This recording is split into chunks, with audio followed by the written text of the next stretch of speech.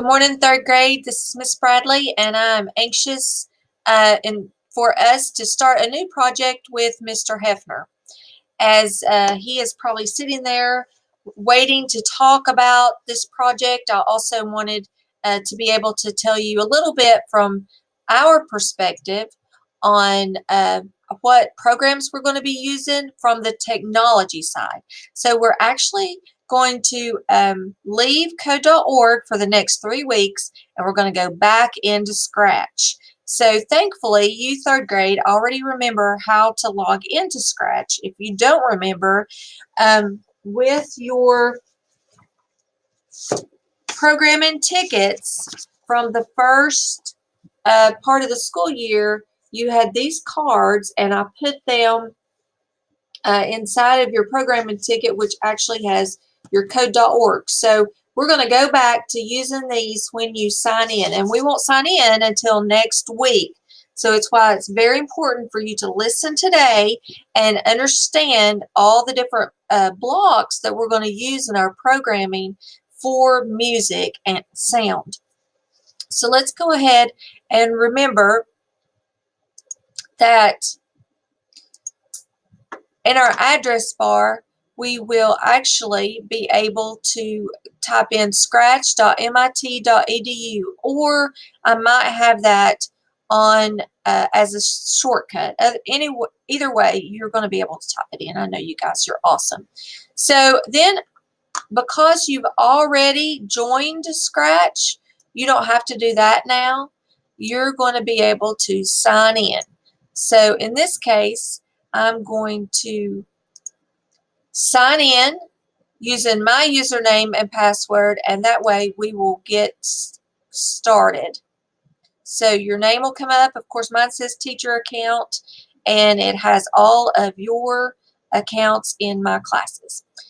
The most important thing I want you to remember regarding Scratch today, we are not going to remix a project. Remember, a remix is when we take it from someone else and make changes to it. You, in this combined project with Mr. Hefner, are going to create your own project. So we're going to go into Create,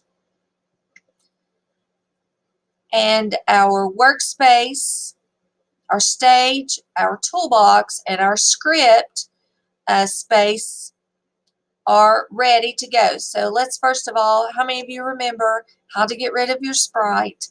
That's right, you can do a right click on him and you can delete the cat as the quickest way to go. How many of you remember how important is this green flag?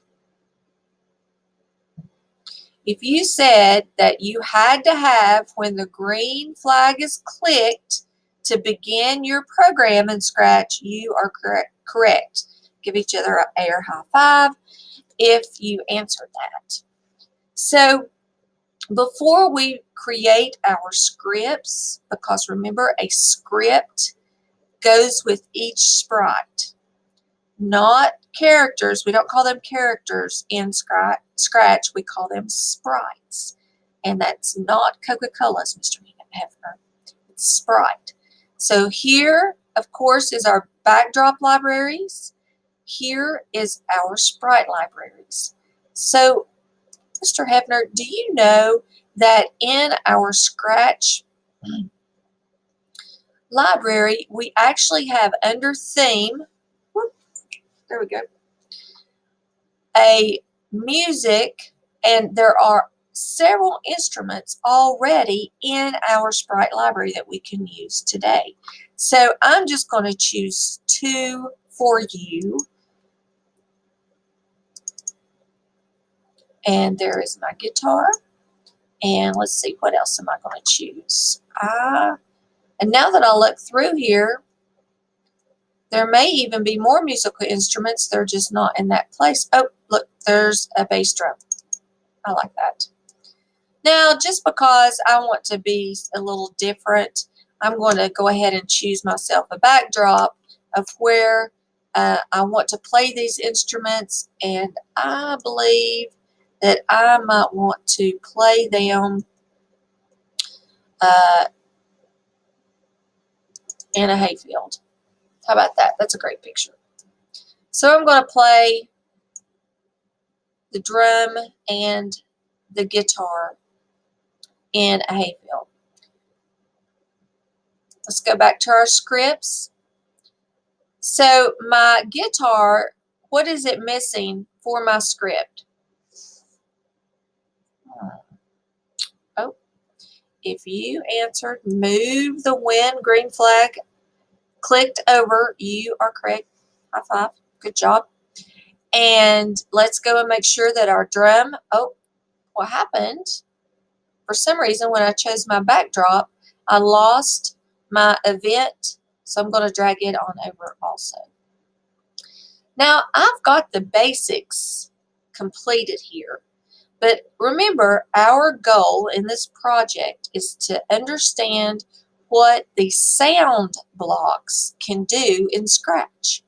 So I'm going to go over to sound. It's 1, 2, 3 down, and look at all of the different types of sound blocks that are available for my instruments. So Mr. Hefner is actually going to talk about this more in depth, because look at some of these vocabulary words that you already understand and may know the definitions for. For example, instrument, volume, tempo, oh, here's a word, beats. All of these will make different actions take place for your instrument. So I'm not going to go deeper into that. I'm going to let Mr. Hefner talk about that. Before I move on, though, I do want to say that this is your own creative project, and you're going to have different requirements in order to complete the project. When you come to library next week, we'll again combine our classes.